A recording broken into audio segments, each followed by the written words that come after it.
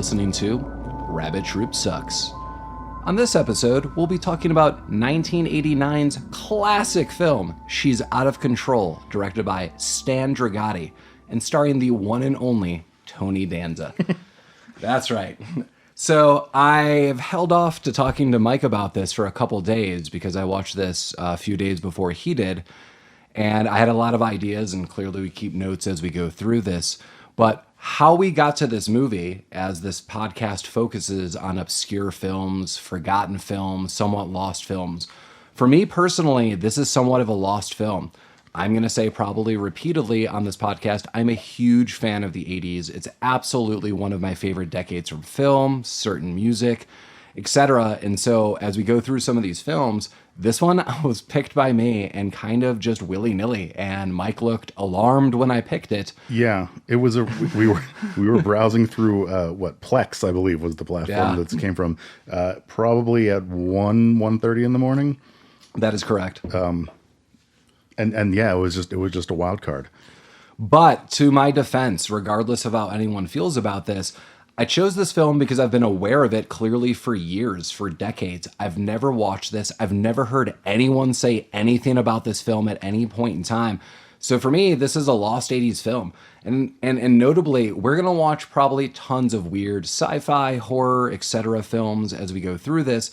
But this has, notable people in it. So this wasn't just willy-nilly, throwing darts at a board. This was, okay, I recognize some of the people. We'll talk about it. Matthew Perry's in this movie, which I did not know at all until we got into the film. No, I didn't look up the cast beforehand, and when he popped up, that was a fun little treat for me. Yeah, we're going to talk about how he survived being an actor after this film and lots of things.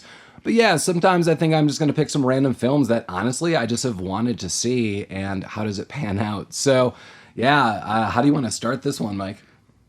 Well, should we start with a little summary? Like, what does IMDb say about this? So let's start with a little summary. The one thing I do remember from reading IMDb, I don't remember the rating it got, but it was not high. But I did read that upon reviewing it on its release, Gene Siskel hated it so much that he almost quit his job. That's really funny because I took a screenshot of quotes from Roger Ebert that I will share later, which kind of summarize some of my feelings that I was having. So really quickly, there's a couple, summaries that I could access. Sometimes it'll probably be IMDb. Sometimes I go to Amazon too. I try to find which one's funnier or more targeted. But for this one, it was IMDb, and just really quick and simple it is. When an average-looking teenage girl gets a makeover, it's enough to make her father become overprotective of her. This is a PG film that, again, came out in 1989. It runs in at an hour and 30 minutes. It's listed as a comedy. I thought this would be a fun time. Again, knowing nothing about this film. So somewhat a coming of age tale. You got Tony Danza. What could go wrong? I'm going to break any kind of mystery. A lot goes wrong, and you have just some fun. And I thought this would just be a fun movie to watch in any given summer. And yeah. Yeah. One fun note. I read this at the end. Dustin Diamond is actually in this movie. I caught him. I actually wrote it in my notes. I didn't see him, and I did not want to go back and look for him. I could absolutely pinpoint where he is, who he is, because I was alarmed, and I thought, isn't that Dustin Diamond? Sure is. You never thought you'd get that fun Matthew Perry, Tony Danza, Dustin Diamond team up that we've all been dreaming of. Yeah, I know. Mike, you said, with the director, Stan Dragati, I don't know who this is, and I'm sure I've seen other films, but you said before we hit record on this that this was someone you looked up, you saw some movies, or... Yeah, I'm going to look this up right now, because I did not know the name, but when I did look him up, tons of movies that I was familiar with. Okay. When I say tons, he has directed 7 films. So I may have oversold that. 7 fun films. But a couple of them I'm familiar with. Mr. Mom. Oh, yeah. He Classic directed Michael Keaton. Yeah, great. The Man with One Red Shoe. Oh, my God. I haven't seen that in ages. Right. And Necessary Roughness. These are all fun films that we could probably have throughout many years on this podcast. That's great. Yeah. So I don't know where he pulled this. This was his second to last movie before Necessary Roughness. And is he still alive? Is he doing anything? He is not alive. Oh. He died in 2018. I feel this is a theme of the podcast where we just keep looking up who's dead and who's alive. Stan Dragati, I don't know if you know what he looks like. You probably don't. If you picture what you think he looks like based on his name, you are correct. You listeners at home can't see this, but I'm showing Paul a picture of this. Hey! This guy's ready to party. He is. He's got a cigar in his He just pocket. ordered the gabagool, and he's ready for it. He really does look exactly like how you would imagine. All right, so I have tons of notes going on as here. do I. You know, these early episodes clearly were ironing out, you know, recording quality, some of the mixing quality, some of even how we take notes. And I think Mike and I are probably going to run into the fact that we're taking them in the dark, so sometimes it's hard to read. But I open up that there is a story in the background of this film, and I really, really want to highlight there is a sub-story that no one cares about. It's super forgotten, and it's the fact that Tony Danza works at a radio station. Yes. And that radio station is somewhat in trouble with the ratings, and it is so forgotten about throughout this film that it opens at the radio station. I note that rock and roll opening, we got the Mamas and the Papas, we got the Kinks. I'm like, all right, this is a really fun opening. Yeah, I had that in my notes as well. I feel like the first 30 seconds of this movie featured 5 different songs. Yeah. And I was kind of in. I was like, you know, all these songs are a lot of fun. So, you know, okay, so this guy's working at a radio station. I really, again, want to emphasize this is the main moment we're going to see him at the radio station. Yeah, we'll pan back here and there, but this is absolutely a forgotten storyline. No one cares about this. And there is a lot of, I don't know how to phrase this, dramatic shifts in tone in what's happening. Tony Danza's character is like 5 different people throughout this film. Nothing is cohesive. You said Siskel made him want to quit his job. Yeah. That's kind of extreme.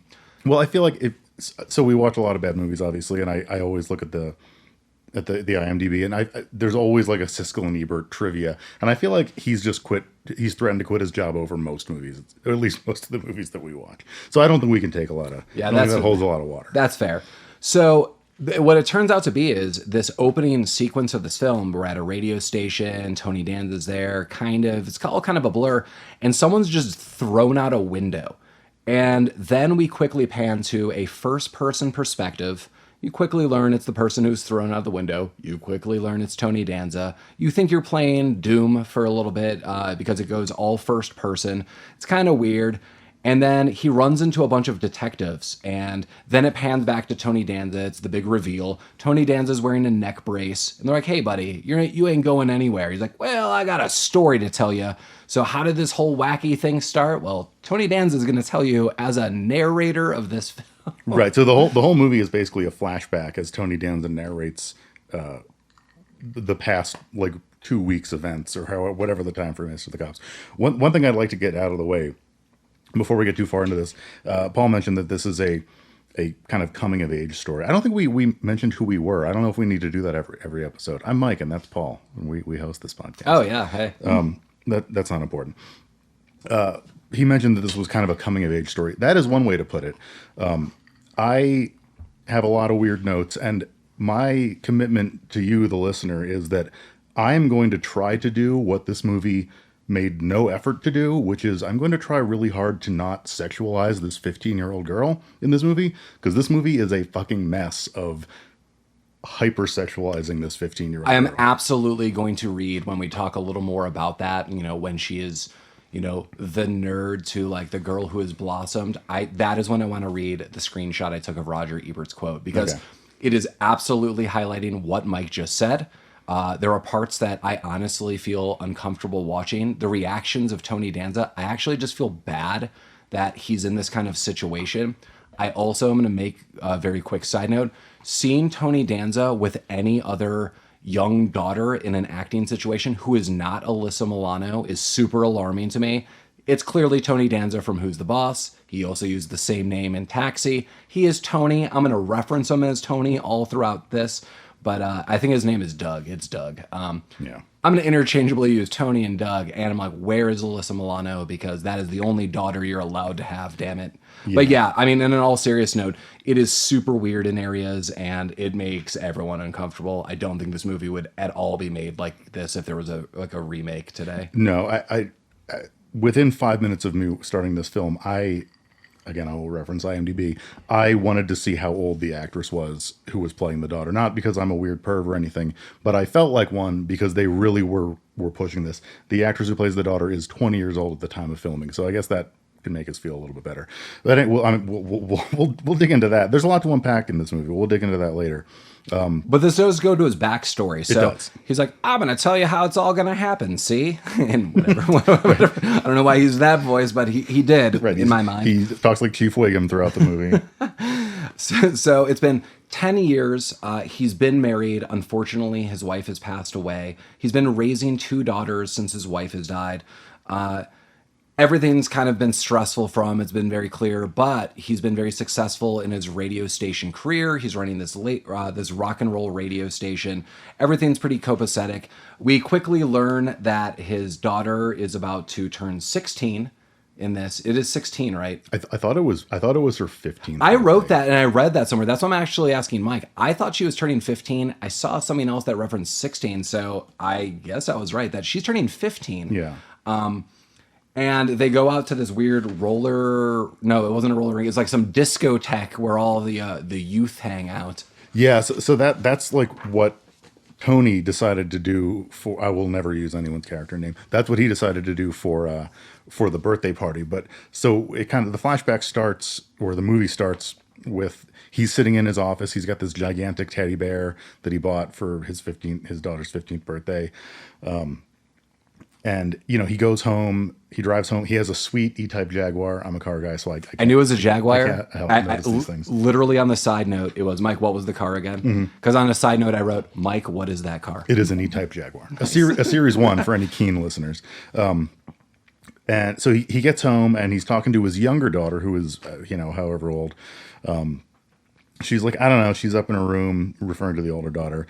And Tony kind of barges in on her, and she is just dancing it out to Maniac on the floor. She's dirty dancing up there. I wrote, she's a maniac like a spaz. It looks like a temper tantrum meltdown. And this, Paul mentioned the kind of glasses, and like she can't be hot because she has glasses and a ponytail. The glasses that she was wearing, I don't know if they can't be anyone's actual prescription. I don't know how this person wore them without being sick, because they were real gnarly glasses. I'm glad you noticed that, and my comment was, in her room, she's got a killer Bon Jovi poster. She does have a pretty dope Bon Jovi poster. So, Tony and the girl talk it out for a little bit, birthday stuff. Then Tony leans his head out the window and yells to the neighbor, who is apparently the guy that this girl has been dating since childhood, and him and Tony are bros. Yeah, this is a weird relationship that kind of unfolds throughout the film, that Tony basically has set up a weird, in his mind, arranged relationship, which he hopes will lead to a marriage. Like, the neighbor boy is the person he has now said, you could marry my daughter, be respectful, do everything that you want. Just the one thing that we did miss, the gift that Tony gave his daughter outside of a stuffed animal was, you're going to get to go to Europe over the summer. And she takes a big shit on it. She's like, yeah. Yeah, she really is not super cool about that situation. Situation seems like gift of a lifetime. And then, we meet the neighbor boy. And then we get the hard pan to the discotheque. So now we're at this, it's like I was confused by the dynamic of this place, because it was clearly like an adult nightclub with people drinking and dancing, but there were also a ton of children there. Yeah, she's also eating what I would assume would be if you got a special birthday dessert at Denny's. So she's eating, do you remember this? There's like a big cake or something. Okay. So yeah, Mike's totally right. There's all these adults dancing and, they're drinking, and they're like, I would imagine in their early, mid-20s, maybe a little later. But then it pans to them, and it's amongst all these mid-20s people drinking and dancing. It's Tony Danza, Richie the neighbor boy, and a bunch of cake and the daughter. And they're like, oh, I wish I was more adult, and she's feeling left behind, etc. Yeah, she's having weird conversations with Tony. The one note that I took was she asks am I pretty? Dad, am I pretty? You know, I guess that's a standard, you know, daddy-daughter question maybe. And Tony's like, yeah, of course, you're totally bangable. Because that's the dynamic of this movie. She's like, I don't know, like, do you think I'm prettier than her? And she points at like an attractive, age-appropriate adult woman. Yeah, like someone who's in there, I would assume, you know, maybe early, but probably mid-20s. And Right. again, this girl's 15, and she's saying, compare myself to this person who's 10 years older than me and clearly a full adult. Right, like, hey, Dad, do you find me more attractive than this woman who's close to your age and not your daughter? Like, great, that's a fun question. And this is going to be one of many awkward moments. And again, yeah, I could understand, you know, this young girl asking her father this and it being an awkward situation that many have been through, etc. Yeah, that's kind of weird. But how transfixed Tony Danza is looking at this woman while trying to answer this to his daughter, it seemed to go on for 5 minutes of my life. It was probably only 30 seconds, but it was him just standing there like, ooh, there's this woman. Like, it was almost like drool was going to come out of his mouth. It was super weird. gross. Also, I believe we haven't mentioned this, but Tony Danza's girlfriend is showing up right at this moment. Yeah. She shows up, and they have a fun relationship. Like honestly, I felt like their relationship was one of the healthier portrayals of actual human interactions in this movie. Yeah, they seemed like relatively on the ball. Like, yeah, she's kind of a mother figure to these daughters. She's cool with it. The daughters have a good relationship with her. That was the one normal thing in this film. I feel the girlfriend is actually the best written character throughout the entire film. She's super cool. She wants to be involved with the family. She understands, you know, the dynamic and the loss of the previous wife that he's been raising these girls, the limitations of him, you know, in a gender dynamic of I'm trying to do the best for my daughters, but this woman's like, hey, I'm cool too. Like, you're doing the best. No one's blaming you, but, you know, you don't know enough about fashion or things like that. Let me take on that role. So she's super, super nice. Yeah. Yeah, so the scene plays out a little bit more. The daughter in this heart-to-heart she's having with Tony says, you know, I think I need to break up with Richie. There's no passion. Yeah, she compares it to a brother-sister relationship, Right. which is, again, one of many awkward points of this film. It is awkward, but it's also fair because I think that is precisely the kind of relationship that Tony Danza was trying to get his daughter into. Safeguarding, doing weird stuff. Yeah, so you know the party's over now. We cut awkwardly to the next day, I guess, and Tony Danza is leaving for a poorly defined radio convention. Yeah, funny enough, I thought that they were going to Europe, and then Right. I thought the transformation of this girl was going to be, I went to Europe, and now I'm transformed, and no, it's just something to do with a radio trip that I don't think was ever discussed. We didn't see him on the trip. The next time we see Tony is when he's coming home. Yeah, there's, you know, he has a partner, you know, there's a radio DJ who also I think has a higher up position who's working with Tony Danza. So we just see him at the airport and they're like, we're going on the trip, take it easy. And I'm like, oh, so Right. Nope, they're just going on some kind of radio function trip. This is just to get them out of the scene so that we can have the girlfriend and the daughter montage. There's several montages in this movie. There's many, and this is the first. So as soon as Tony's on the plane, the girls get into the car, and I don't. They said something, but basically they're like, let's do this. Yeah, first point, let's get the braces off. Yeah, so they go to a dentist. So this girl has braces, and the dentist is like, yeah, we're not these braces aren't due to come off for a while. She's like, fuck it, take them off. Just do it. The girlfriend is like, she's taking charge. Tony Danza is not in charge anymore. And then he is not the boss. He is not. Tony Danza is no longer the boss. He has not been the boss this entire time. This movie is about him not being a boss. So, yeah, the dentist is the first trip. Then they go to the optometrist, and I guess she's getting contacts. They go to a hair salon. I love the salon because this place is kicking. This place is bouncing more than the nightclub that they went the days previous. Yeah. And this, then we're in a full makeover montage. They're like trying on outfits. Yeah, new heels. She's trying to walk in heels. Like, there's almost like a Pretty Woman situation. Yeah. But honestly, I mean, none of this seems awkward. I mean, this just seems like cool bonding moments. Like, it's very clear that the girlfriend wants to be in a more dynamic relationship, i.e., if there was marriage, if she becomes a stepmom, she's all in. I mean, this woman seems really cool. Right. She's trying to help. I want to keep pointing that out because later when things go a little off the rails, I have to hand it to her. She calls bullshit on the daughter. And we'll get to that. Yeah. They have a reasonable relationship. So montage concluded. Now we have Tony Danza comes home. He pulls up. He walks into the house, and Out of a cab. yeah. He just kind of comes in all sad. And what he comes into is just like a carnival of dudes. So the phone's ringing, and he picks it up, and he's like, "Oh, what? No, Steve? No, she's on the phone or whatever." And it's like caller after caller, and they're all dudes. And then the doorbell rings, right? But it also seems they have multiple lines. Before we get to the doorbell. Yeah, they have like a party line. Yeah, because the younger sister keeps saying she's on the phone, but the other phone is ringing. So there's clearly like multiple phones. So now the daughter is juggling clearly like multiple phones, and then doorbell rings. Right. And it's some fucking nerd with like, he's wearing like a blazer that they give you at a restaurant if you're not dressed well enough. It has like a crest for something on the pocket. And then, then we cut to the she's all that, she's walking down the stairs scene.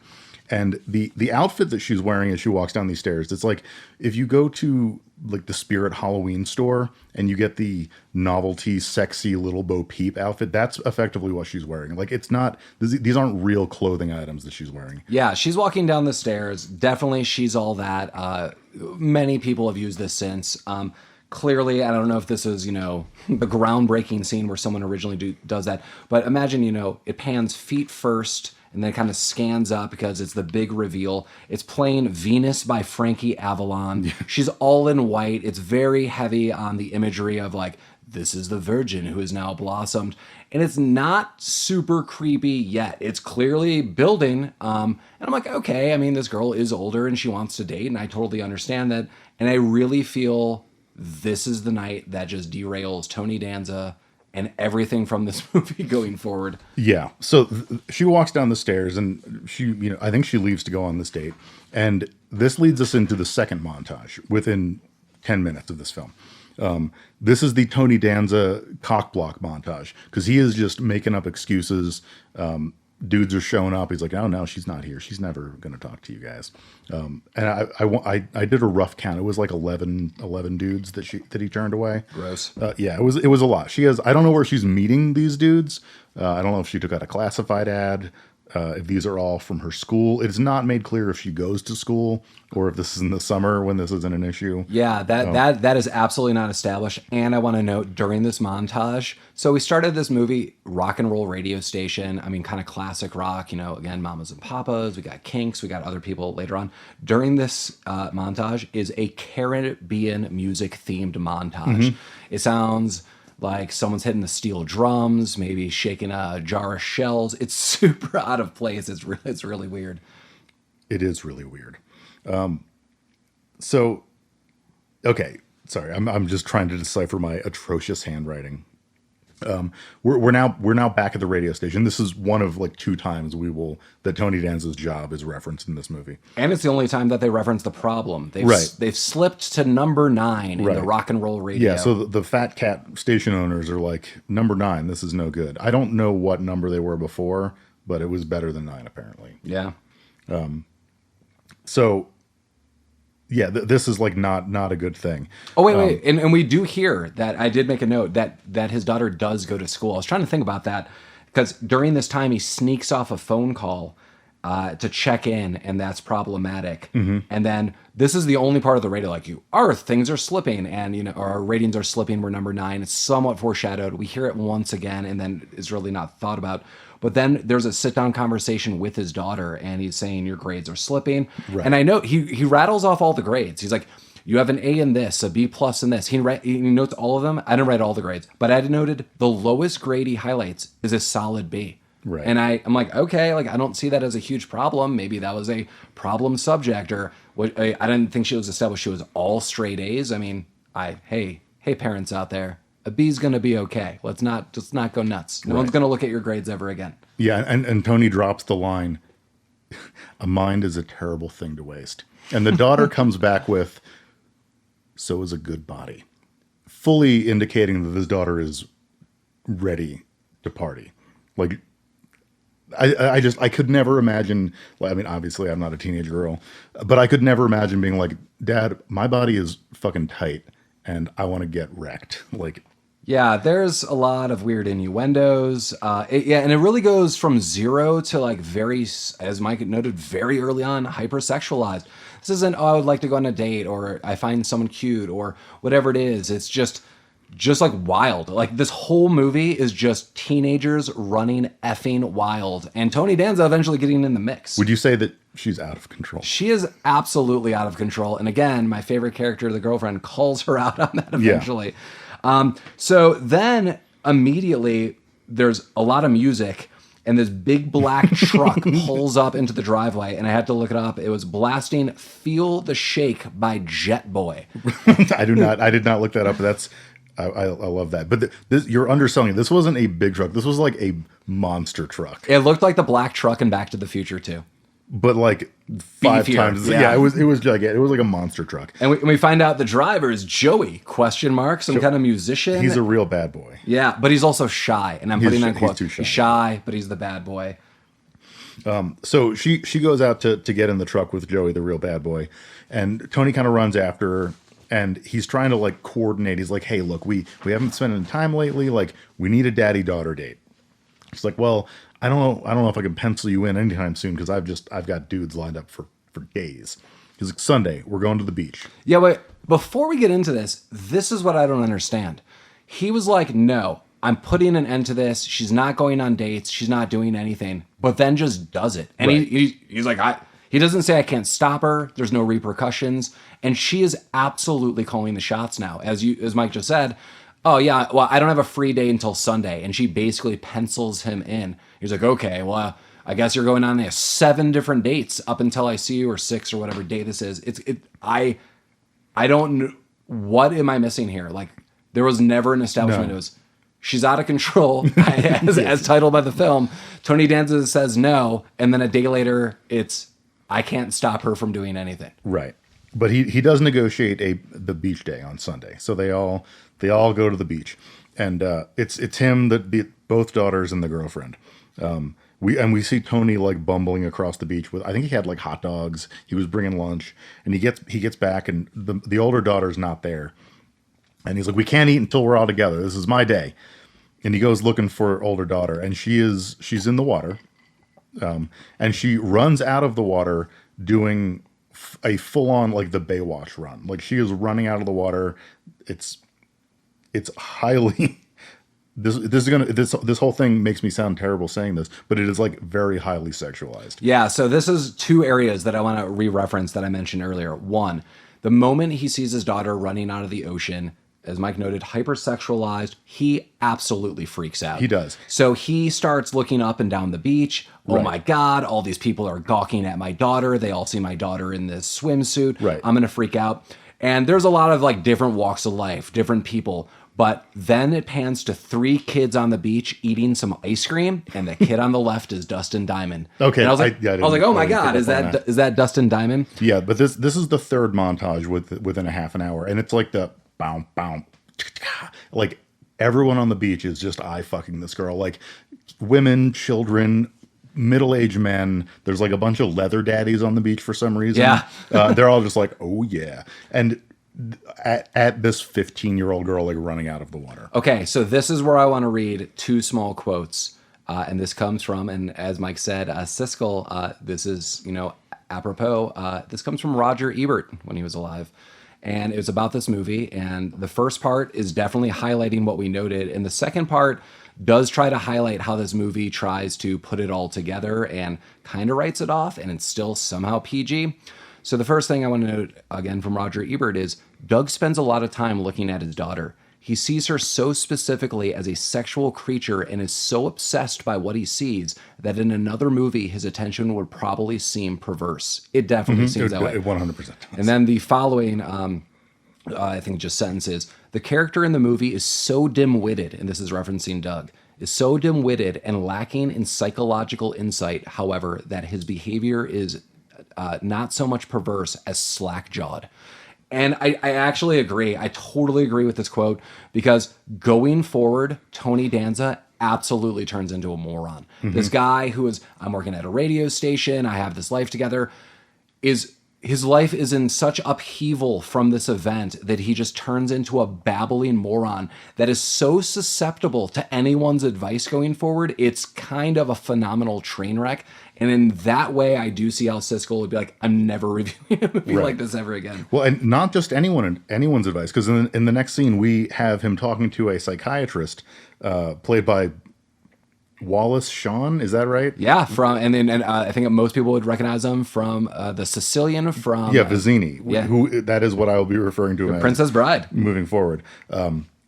He's Dr. Wallace Shawn is in there. He's smoking a pipe. Yeah, Herman Fishbinder. He is a psychiatrist. He's written a book called Daddy's Little Girl. Yeah, you don't want your name on that book at all. And he's just laying out advice to Tony Danza. And this is where Tony really goes off the rails, because he is taking this advice to heart, and it is all terrible advice. Yeah, and the main advice, I mean, I'm going through some notes, and I think just to summarize it, is essentially, one, read my book, and read it carefully. So now throughout the movie, we get like chapter by chapter of what Tony Danza is learning from each of the chapters of the book. And part two is he eventually says, become really good friends with any boyfriend. That's going to basically disarm any boyfriend because they won't know what to do with it. And this just leads down a weird rabbit hole of destruction. And honestly, several occasions where this dude, Tony Danza, this dude would go to prison for any of these activities. Yes. Well, the first piece of advice that Dr. Vizzini tells him is to have his girlfriend move in with him. Yes. So we see the girlfriend again for the first time in a while. I forgot about that. And he it's kind of set up like Tony's going to pick her up for a date or something. She's in a nice dress. And she's like, I look good in this dress, right? And he's like, you look so good. I want to do this thing right now. She's like, I just put it on. I'm not taking this dress off. And then he proposes to her. He's like, nope, that's not what I meant. And so then she says yes, obviously. And she's down for it. She's like, you know what? I said I didn't want to take the dress off, but new circumstances. Let's bang this out. And he freaks out because now like he cannot have sex without him thinking about his daughter. Yeah, and this is what Tony Danza says. Literally, so he just proposed to this woman. She's saying yes. They're about to get intimate. She jumps on him, and he goes, in this very, like, taken aback voice, sex, sex, sex, pace yourself. This relationship's over right now. That woman should immediately jump ship. This guy is terrible. Pace yourself. That's what you're telling to your significant other. I just wrote, yikes. Right. But this also marks, I want to say, the last time we see this woman for quite some time. And that's what I called her name. I think I had to look it up later, but it is Janet. Sure. I don't think I ever knew that. But now we get to the part where he's taking Dr. Vizzini's other advice about befriending the boyfriend. So Tony gets home from presumably he gets home from the proposal, and he walks into like a beatnik makeout party. Like the lights are off, they're listening to smooth jazz, and there's like 3 or 14 couples just making out in his house. And he is infinitely cool with this. He's like, yeah, I used to make out when I was a teen too. Let me give you hot tips on makeout records. Joey, the sensitive monster truck guy, who we find out has hair like a racer head and is a total weirdo, is not cool with it. It's like all of the other kids in this room are hanging on Tony Danza's word. They're all sitting around him like, yeah, tell us about you when you were a kid. Yeah, he's sitting there like, I got to get the fuck out of here. Yeah, it's super weird because this panned scene, like clearly there's some, time that has elapsed. And all of these kids are sitting cross-legged on the floor like he is Gandhi, preaching some kind of words. And he's just spinning some old school vinyl where Joey's like, yo, I gotta go. Like, I don't know about these parents and, this nonsense. And that's my Joey voice, which is kind of not far Yeah, off. no, that's pretty accurate. So then Tony pulls his wild card out and he's like, you know what? I'm going to take you to a place that I used to go when I was your age. My treat. And they go to like a hot dog restaurant where it's like a Sonic drive-in. Yeah, Johnny's. Yeah, Johnny's. But everyone has like the waitresses have roller skates, and there's a bunch of people there. Is this in California? I'm guessing. I think so. And on a side note, I wrote, "This place looks fun. I'd totally go there." No, I would definitely go. It did look like a lot of fun.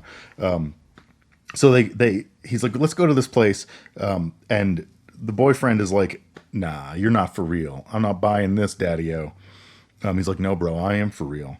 Let me prove it to you. And he hands him the keys to his car. No. He also breaks down his musical knowledge. I have this somewhere here. He's like, I met Jagger in '69, right. and he's like, what? I love the Rolling Stones. He's like, I thought you would, Johnny. And they're like totally broing out over this music. It's super weird because they're all in a car. It's Johnny, the daughter, and Tony Danza, and then these jerks kind of ride up. And they I didn't understand these guys at all because they were clearly Joey's friends, but they all looked like fat nerds. They pulled up in this Corvette and they're like, "What kind of nerd shit are you doing? Like, you're not in your monster truck. This isn't heavy metal." Or the things that they were accusing him of were the things that they were themselves at that time doing. Right. And then all of a sudden, they're like, we're going to drag. And Tony's like, totally. These kids aren't going to punk us. So he throws Johnny the car keys. He's like, you for real, Mr. Simpson? I think his name was Mr. Simpson. I think you're right. Yeah. And I'm like, it's one step away from, hell yeah, for real. We're going to race for pinks. They were Dead Man's Ravine. And they were racing for pinks. So they to shut these kids up, they drive to this like warehouse district where, again, it's just loaded with children in cars. Yeah. So this is where I highlighted that this is clearly criminal activity. So Tony Danza is noted that he's, I think, 37 or 38. Someone says something about his age. He is then with 15 to maybe 17-year-olds. And I don't mean like a couple. What would you say? Like 50 showed. It's Tony Danza and 50 mid-teens. Potentially more. Also, sidebar, finding out that Tony Danza was 37 in this movie made me feel really old. Because I thought Tony Danza in this movie, I say we are both in our 40s right now. I thought that Tony Danza was older than I am now. Like, the best reference I could ever have, and this sounds so mean, I really don't want to make fun of someone's age, but he looks so much older when you go back. Cliff the mailman in Cheers. Oh, yeah. Initially, he was in his early 30s. Right. And he looks older then than I do and Mike does now. So I know that sounds really mean because I love him as an actor. I was like, woof. But I agree with Mike that Tony Danza definitely looks a lot older. But I feel he plateaus in life. Like, then Tony Danza got to his 60s and just stopped aging. It was just Tony Danza. That's fair. But he looks like he's hit that point at this movie. He's probably missing Alyssa Milano. He's like, maybe that's what it is. Hey. He's got this new shitty daughter he doesn't like. So they're at this weird industrial drag race children area, and they're gonna race against this Corvette. Yeah, are you for real, Mr. Simpson? Are you for real? Oh, I'm for real. So they do, and he wins. Johnny wins. Johnny wins. Which sidebar, I don't know. I'm not like a big Corvette guy. I don't know what engine that had. It could have been a number of ones. But if that was one of the tasty Corvettes, no way. But that doesn't matter. So he wins, but he also kind of bitches out at the end and stalls the car on some train tracks. Yeah, and so there's kind of a big fake out moment where you see a train, it's gonna come, and at the very last second it misses it. And you're like, that's cool. Fake out, second train comes, and then then it just destroys it. It reminded me of Back to the Future 3 because then the next transition scene is we're at the car dealership or the mechanic and they're going to fix it. This car is absolutely destroyed. Mm-hmm. There is no reason anyone would salvage anything. I know nothing about cars. You know enough. That car was not... It was reduced to its atoms at that point. Yeah, the only reason anyone would do anything is if it was somehow a celebrity's car. Like, Elvis drove this car. I will spend hundreds of thousands of dollars to restore it. This car is absolutely destroyed. Clearly, I don't know tons of, especially 80s cars, but Mike, he's given some kind of loaner. Do you remember what he's eventually given? It was like a Mercury Sable or something. It was just like a bitch car. So he drives off in this loaner with the daughter. The daughter is at the auto body shop with him for some reason, and the daughter is now narrating that she has broken up with Johnny. Yeah, because apparently last night was too rad, and she just couldn't deal. And there's a really weird quote too. Tony Danza's kind of upset because he liked the neighbor boy. Then he kind of actually does like Johnny a little bit. He doesn't really want her to date, but they did actually kind of bond, even though he was kind of tricking him throughout it. And he basically asked kind of like in a fatherly way, like, what's wrong with you? Like, is everything okay? And she's like, basically admits, I like bouncing boy to boy. I don't want to be serious. And he's like, well, that's not really right. And it is kind of a heart-to-heart moment. I don't remember exactly what's said, but he's kind of highlighting, you're playing with someone's feelings and there's a lot. And she says, I like this power. I was like, that's super messed up. Like, that should be a teachable moment by any parent, but that's pretty just shrugged off. And then, yeah, it's super weird. Right. So news gets out that she's single now, and the dude montage starts again. Old boyfriend, the nerdy one from next door, he shows up wearing like the Johnny leather outfit. Yeah, this is like, I went to Hot Topic with a budget and it was like, I want to look like a punk rocker. Yeah. There's an episode of Freaks and Geeks where James Franco, beats up his jacket and puts, weird silver glue hairspray and is like a makeshift, I am now a punk. This is exactly that. Do you have anything that says daddy likes leather? No, I mean leather daddy. Leather daddy. Do we? And Tony Danza clearly invites him in like a vampire. Yes, he does. And also Joey shows up as well in his normal leather outfit. And this leads to one of my favorite lines from the movie from the younger daughter who says, geez, if one more guy in leather shows up, we can start a rock group. And it's not, but in the context of this movie, it really hit right. I know it's not a great line. I'm going to be super honest. I would see that rock band. Absolutely. So the ex-boyfriend, Johnny, is like, he's in the house and he pulls Tony Danza into like the dining room. And Richie is also highlighted. He doesn't want to go to Europe anymore. Richie doesn't want to go to Europe anymore. No one wants to go to fucking Europe. But Johnny, is it Joey or Johnny?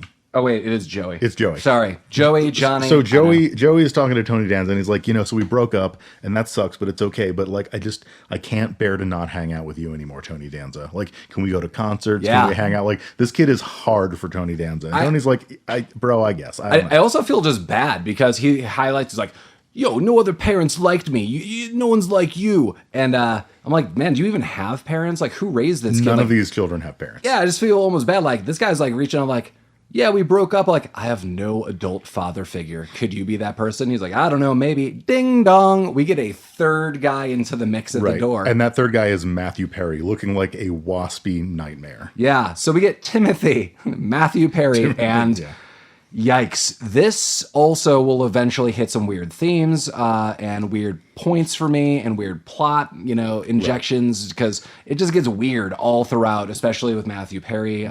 But he's making points with Tony Danza at first. He's, Tony Danza's like, have her home by midnight here, blah, blah, blah. He's like, I'll have her home by 11. I'll have her home by 11. Here's my phone number. Here's my parents' phone number. Here's the phone number of the restaurant. Here's, the license plate of my car. He's giving him all these details. Listen, we're going to go to the restaurant. I'm not even going to finish the meal. Right. We'll have one bite and I'll have her home immediately. Exactly. And so Tony Danza's like, yeah, this guy's great. I love him. He's doing everything right. Like, me as a person who has seen any movie ever is like, this is a date rapist. Yeah, and this isn't really a joke because that's what I was just noting. Like, this actually comes to pass that Katie is actually put in a really awkward position. Again, this movie is PG, and yes, I know, it's sexualizing her throughout, but this movie does take a really extra shitty turn that I absolutely just don't really appreciate. I'm like, this movie's supposed to be PG and more humorous. There's enough going on in the world, even in the 80s, that we did not need certain scenes that later play out. 100%. So Tony has a suspicion. So he calls up Dr. Vizzini again. And he's talking about this guy. He's like, he's too perfect. And Vizzini's like, too perfect? I'm a Sicilian. Never start a land war in Asia. Never start a land war. Haven't you read chapter 52? And he's like, I don't know, bro, probably. He's like, spy. You need to spy on him. So then we cut to the secret agent man montage, where we have Tony Danza spying on Matthew Perry. Yeah, he buys like high-end cameras and it's just rolling by in his car, snapping off. So imagine like snap, snap, snap, snap, snap, and just making circles around where this dude is. Right, and he's taking pictures of him apparently over the course of multiple nights, I guess. Otherwise, Matthew Perry is like working his way through 15 chicks in one night. He's taking photographs that are effectively child pornography at one point. Because it features nude children. I mean, I'm assuming these people are not 18. Well, it might be because Matthew Perry's graduating. Because later we're going to his prom. We're going to his prom. Yeah. Oh, I guess that does indicate that someone in this movie goes to school. But regardless, so yeah, he's taking pictures. He's doing all these weird things. I'm sorry, I cannot read my hand right now. I know there's an awkward pause that I'm clearly not going to edit out, but I was also we're hand right now. Dear listeners, we are never going to edit any of this. You get what we're going to give you. So yeah, all these weird photos. he goes to his daughter to show him the photos. That's right. That's where I'm at too. And Yeah. Katie is not there. She actually sneaks back in. So she's been out all night. Right. It's like 4 with o'clock in Matthew the Perry. morning, and he's like, "It should be special, not at 4 o'clock in the morning," thinking that she just, she lost her V card. Yeah, that's almost a quote. I mean, I actually wrote that down. Tony is confronting his daughter, Katie, and he says, if she had set this in her mind, like this is what you wanted to do, and this is a sexual situation, there's other ways to go about this. And this is somewhat tactful.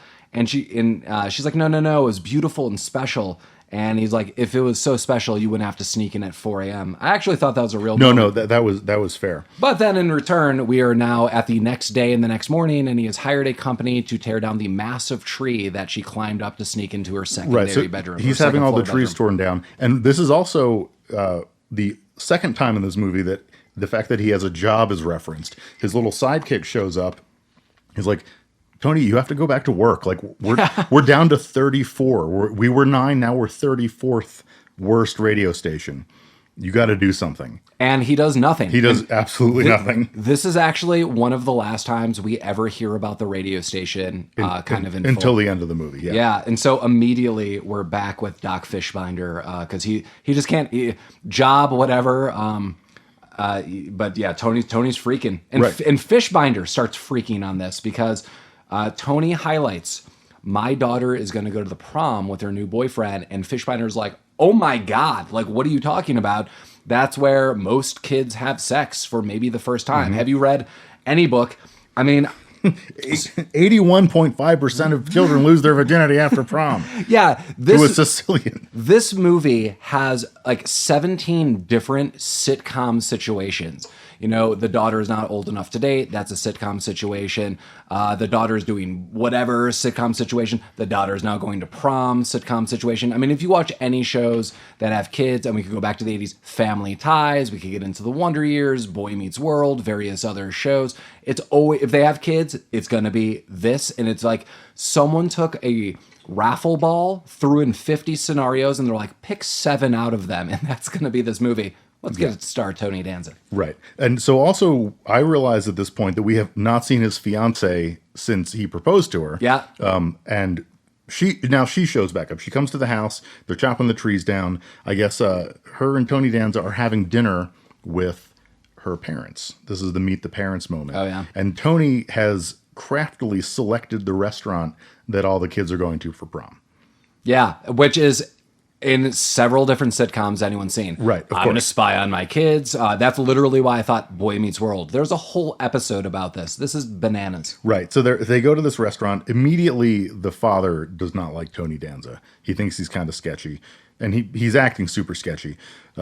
He's constantly looking like over the table, over his shoulder at the kids who are there for prom. Yeah, it's super creepy. It's super creepy. And the father rightfully is like, "Hey, daughter, like this guy he's looking at all these chicks, like girls. What is, like, you got to get out of here. Like, this is not an okay situation." He's like, "No, Dad, he's great. You don't even know." And like, no one is explaining the situation to this father. I do like the scenes where they're panning to the actual prom, because I do know that it sounds like an Oingo Boingo cover band. It seems like really fun, really happening, but it seems ultra out of place It does. for this late 80s film. My favorite part about the restaurant and the prom situation is every time it cut from Tony to the children having prom, they had a quick cut to a harp player who was constantly playing like the flashback, like that's the only song she knew, and she looked so pissed off. Yeah, she's also sitting, I mean, Like 3 feet away from yeah.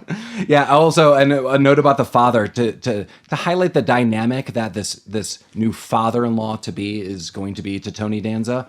Upon meeting, his name is Mr. Pearson, and then Tony says, Mr. Pearson, or should I call you Chuck? Like extending the olive branch, and Mr. Pearson says, Mr. Pearson is fine. Yeah, he shuts that down pretty quickly. So he's already not happy that Tony Danza is someone who even exists, and now he seems super creepy, and it's all super weird. Right. So dinner isn't going well. He sees he sees Matthew Perry and the daughter leaving. He's like, "Oh God, it's going down." So he he just books it. He just ditches dinner. And Mr. Pearson is now just super pissed off. Mr. Pearson is super pissed off. This is way too disrespectful. Like, this guy's diverting his attention. Now he's just running out of the restaurant. Well, and rightfully so. Sure. So Tony tries to get his car, but it's valet parked, and the kid's like, dude, there's like 50 people in front of you. So Tony Danza steals a lowrider for some reason, and that's kind of played off as comic relief because he hits the wrong switches and it starts bouncing around and playing I think, was it playing Lowrider or was it playing like La Bamba? It was playing something like stereotypically Hispanic. So he follows the kids to this motel. And so this was weird because they show the kids going into the hotel, Matthew Perry and the daughter. But the inside of the hotel looks like it's 5 times the size. It looks like someone's apartment. It's gigantic. And you see Matthew Perry walking through, but the daughter is nowhere to be found. And Matthew Perry's like giving high fives to people. One of the guys is like, oh shit, it's the old makeout king. Yeah, so now we learn that Matthew Perry has some weird, agenda. Right. He's got this reputation. They're to go back to what Mike said, to get there, they were playing La Bamba. I didn't. Okay, thank you. And they're at the classy Malibu Shores Motel. Yeah. And so they go to the party room, room 20, and it's all super gross, as Mike said. And they get to a back room. So I don't know what kind of hotel this is. So there's like a main room. That's why I said it looks like an apartment. It looks like a living room and a kitchen. Right. There's a back room, and it's super gross. It's super dirty. And Matthew Perry says, is this romance or what? Yeah. Paul's right. From the outside, this looks like the worst motel, but on the inside, it's like a luxury suite. But that doesn't really matter. But yeah, so they're in there. Matthew Perry's like just laying his thing down, and at first, the daughter's kind of like, okay, but then he starts getting weird and aggressive, and she's like, you know what, this is not. So she starts getting kind of defensive, and all the while Tony Danza is trying to sneak in, and he uses the classic room service. Yeah, where did he get the garb for this? So now we see Tony Danza's trying to infiltrate the party, and he's got like a waiter. Right, he's wearing like a dinner jacket and a bow tie. He has a plate of fruit that he got from somewhere. That's not really clear. Yeah. So yeah, my first question is, where did he get the attire? And also, Mike is totally right. It is. Imagine in A Christmas Story when Ralphie gives all that tropical fruit to his teacher. Mm-hmm. That's how ginormous this is. This is a comically sized. Like, it is big enough that he is able to hide behind it as he's walking. Sure. So he weasels his way in, and he's like, where's Matthew Perry? And all the kids are like, oh, he's the makeout king. He's back in that room. So he's knocking on the door. And Matthew Perry's like, no, I don't want the goddamn fruit. Daughter's kind of figuring out maybe what's going on. And he bolts the door. This is like super gross. Oh yeah, like, he locks the door. This is where I said, like, although there's a lot of bumbliness and this is a dated film, this had no place in here. I mean, he locks the door. He straight up says, like, don't tell anyone. He calls her a little bitch. I'm quoting that. It is super gross and it's super awkward.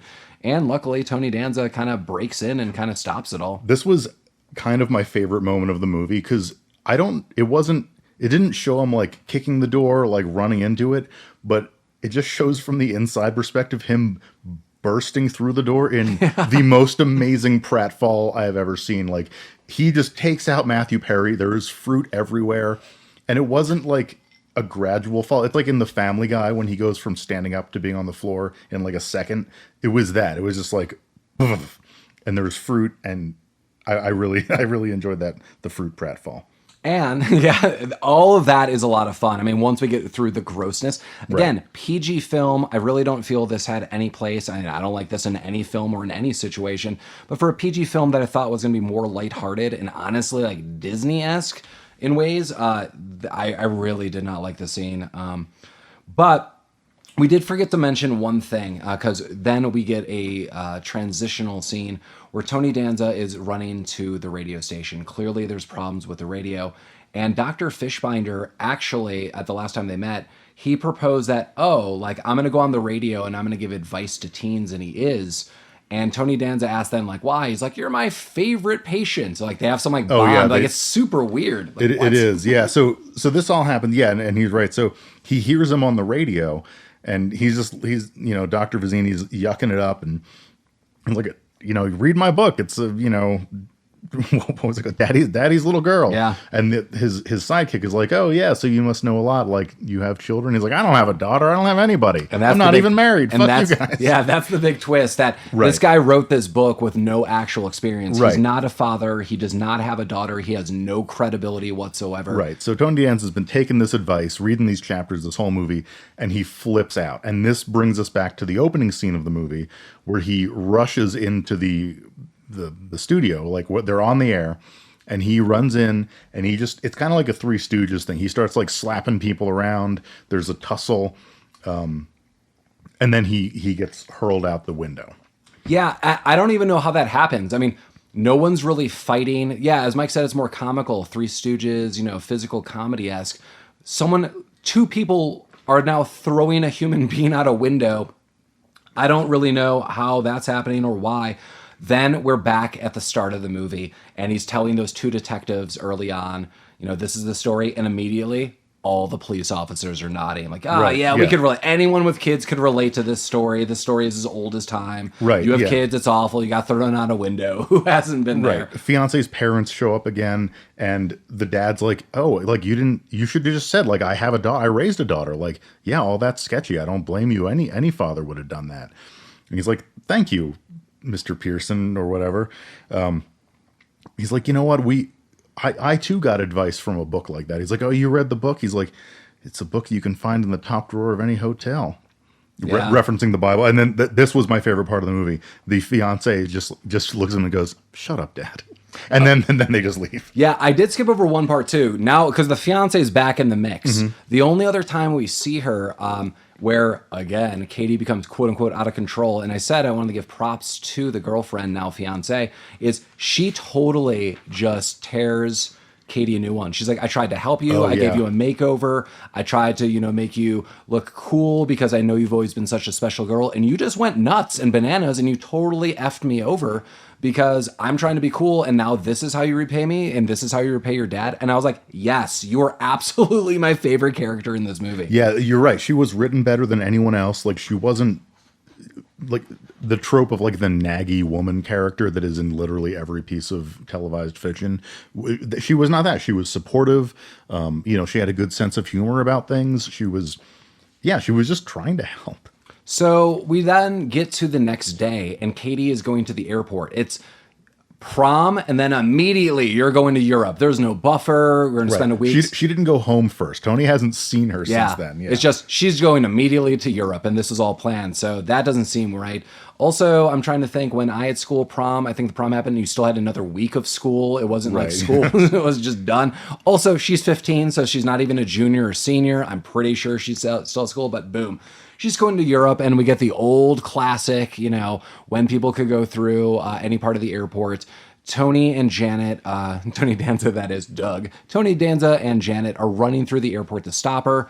And for some reason, Katie is on the runway. That's where the plane is. This is like a situation where you have to go into the airport, then go to your gate, then go down a set of stairs, then walk half a mile on a runway, then get on the plane. Tony Danza, free to go wherever. So, I mean, that's definitely not holding up now, but free to go wherever. And he whistles and gets her attention, and then they run towards each other, and he just, says, I wanted you to stay my little girl forever. And honestly, like, I understand his point in this. It's just so lost in this film that if this is more about my little girl is now a adult girl, or any child that anyone has, they are going through adult situations. You're not going to always have that bond, and maybe you could have it again. You see this in movies that are much more beautiful, like Father of the Bride, or situations where I'm reminiscing because I'm losing something that I love just because it's changing. He says that it's overall a sweet moment, but the movie that led to this, I did not think was as sweet. No, it was weird and gross. So I do not have children. I do not plan on ever doing so. So I think maybe some of that was a little lost on me. It just came off as weird. But like, so as you just mentioned, does any of this movie kind of resonate with you as a parent? I mean, as someone who has a child, I have a younger daughter. She's just too young to go through any of this, and that's where I could relate. Like, I see my daughter grow and I see all these beautiful moments and I want her to stay certain ages. I could even see with her being so young. But I mean, that's why I'm like, that's a beautiful moment. That's why I think if you watch a movie again, like Father of the Bride, it's you watch a father who loves his daughter so much and just things are changing and you throw in kind of a comical situation. It's fun. But in a movie that, again, I'm comparing to Father of the Bride, he doesn't gaze at his daughter like he does, Tony Danza does in this movie. I think, again, a lot of this is super creepy. I mean, the timeline of this movie is this. His daughter feels unattractive, goes through a makeover like in any, 80s trope and beyond.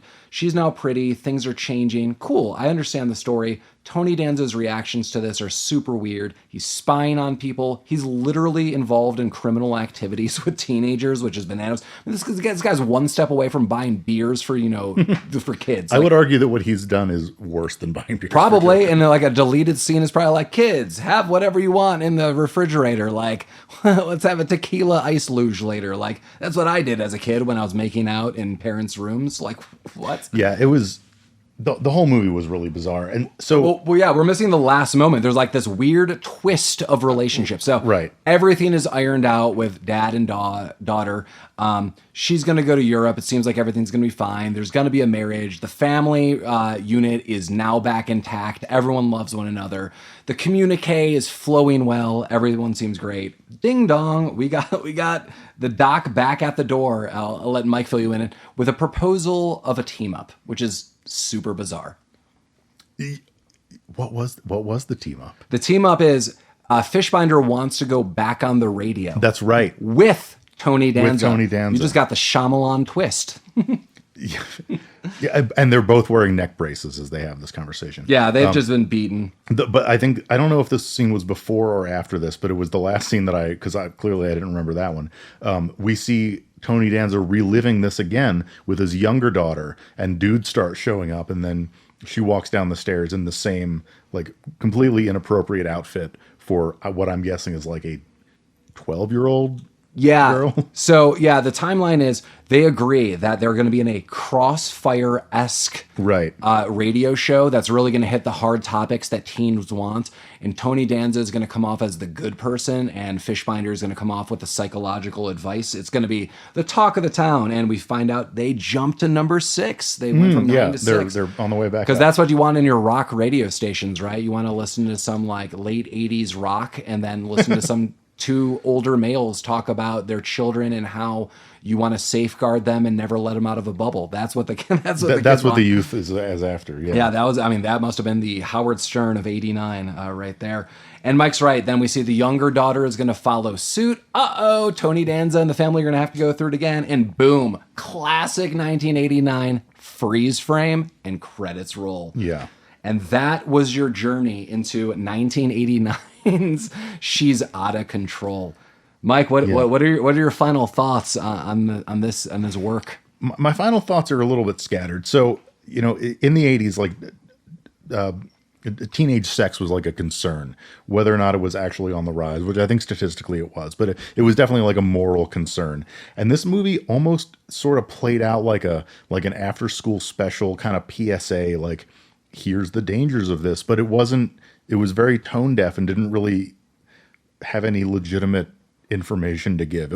It was like taking a situation that was a concern of the time and making it into a attempt at humorous, I don't even know what, but like, I think I kind of maybe see what they were going for. Like, I mean, they were just trying to take on, an issue of the time, but they did it in such a weird way. And like the daughter being kind of over sexualized, like that, it was never resolved that was not a good thing. Like, it all worked out for her. Like, but it worked out for her because I feel she changed her ways because she was physically and sexually threatened by Matthew Perry's character, and that's why I just hate that scene. Like, right, so like that's the turning point of this PG film. Like, right, so God. Like, is the moral like sexual liberation is great, but you're going to get raped by Matthew Perry, and that's what you need to change your tune? I don't know. It was all just very bizarre. Yeah, I do agree with Mike. I absolutely agree that I saw where this movie was going, and I've got to tell you, I love Who's the Boss. I love Taxi. I do love Tony Danza. He was not the best father in this. I still like him as an actor for sitcom. I just felt they needed a stronger acting cast. I feel they definitely needed to refine all the weirdness and over-sexualization that we've said numerous times throughout this episode. Yeah, I hear the sirens in the back. I do hear the signs. They found us. I have to come clean about something. I have never seen an episode of Who's the Boss. Ever in my life. I mean, I don't even know how to sell that to you now. That well, you're never removed. If your next proposal is we're going to go upstairs and watch that, the answer is I don't need to see it. Oh, I think the only honest comment I could give you for your lack of viewing experience, I only feel bad that you haven't watched an episode because Mike and I love Community, and there is an episode where one of the characters does define who the boss is, and immediately it is Angela is the boss. But putting that into context of the show, do you need to do it by watching it? Nah, you know what the show's about. I'm never going to watch it. But yeah, we'll probably pick some random films coming up here soon. Hopefully you enjoyed our podcast episode about She's Out of Control. Yeah. Next episode, we are going to look at a movie, spoiler, that Mike and I both thoroughly enjoy. The movie is titled Ping Pong Summer, and I really, really look forward to reviewing this for a lot of different reasons. It's definitely a movie that I feel maybe a lot of people have not watched and definitely should. She's Out of Control. Should someone watch that? Maybe if they want to make a much better remake and probably delete 90% of the film to do that, you would definitely have to rewrite it for today's standards. Oh, you could never make this movie today. Yeah. I don't think anyone needs to watch it. No one would definitely. Yeah, no one would want their name on it. It would just be awkward. It's gross. There were times, and as I referenced earlier, this is why I had to look up who the actress playing the daughter was. I felt like I was being tricked into something watching this movie. Like that, it was that uncomfortable for me. Yeah. So would I recommend this as a fan of 80s movies to eventually watch in your lifetime for your mental repertoire? Sure. Would I normally watch it to any moviegoer? I would not recommend it at that level. But again, next time we're gonna review Ping Pong Summer. Yeah, and that's gonna be a little bit different because this is like Paul said, we both seen this movie. I adore this movie, so this movie's dope. Like this is gonna be maybe a little bit different tone here. So this isn't always just gonna be us hashing our way through terrible, gross movies. Sometimes there's gonna be fun stuff as well. So yeah, we've got that slated for you next week, and I think in the future moving forward, there's not going to be a weekly release. It's probably going to be every 2 weeks or twice a month, something like that. But here we are in the summer, and we've got a little bit more free time. So I think we're going to give you guys a little treat, and we're going to do more of a once a week release schedule. Yeah, Mike and I were talking earlier, and we were thinking about maybe summers, winters, a little more free time, and maybe get some more seasonal movies, maybe a week to week then, but more traditionally for us it would be maybe bi-monthly. Right, but ultimately it's going to be whatever we want because we don't know you guys anything, but we're happy you're here. But we will take any of your donations. We could be found on PayPal, Venmo, or any anything. donations, any positive reviews, so you can review us online. Ratings should be 5 stars or better. The Definitely. review, the commentary can be whatever you like, but the review should be good. You can also drop us a line at rabbittroopsuckspodcast@gmail.com. I think we're going to have a website here as well. We're still working on that. We're still working on that component.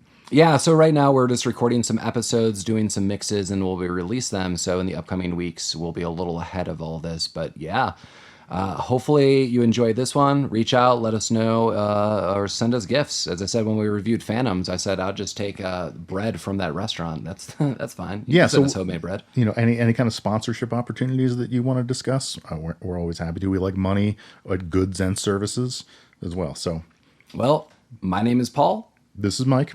And you have been listening to Rabbit Troop Sucks. Rabbit Troop Sucks. Rabbit Troop Sucks.